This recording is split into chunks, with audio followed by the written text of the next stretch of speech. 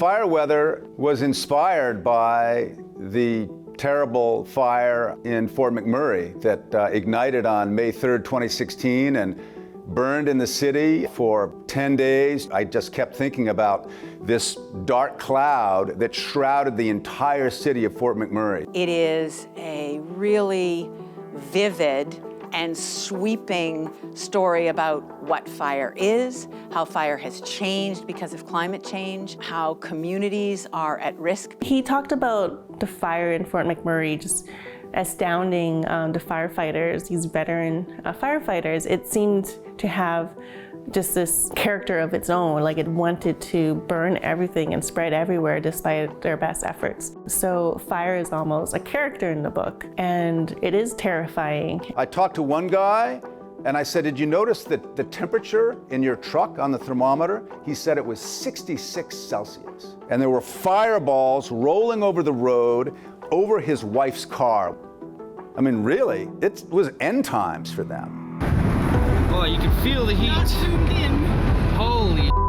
When I started reading Fire Weather, it was like fire became this living, breathing thing that I've never experienced it that way. And I've never experienced it being described in that way. So that was really compelling right from the beginning. Fire's not a character, or is it?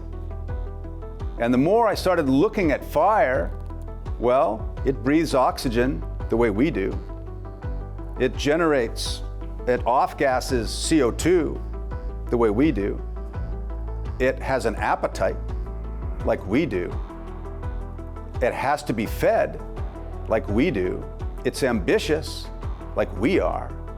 The book matters because it really is kind of an omen of our future. It's a glimpse into the future in that sense, because we all know that climate change is having a profound effect on the globe. We're seeing it, around the world, and Fort McMurray is just one example of that. This is really an invitation from nature to mature as a society and as an economy. It's nature saying, look, folks, you've been doing it this way for 150 years. The science is in, the data is in. It's time to do things differently.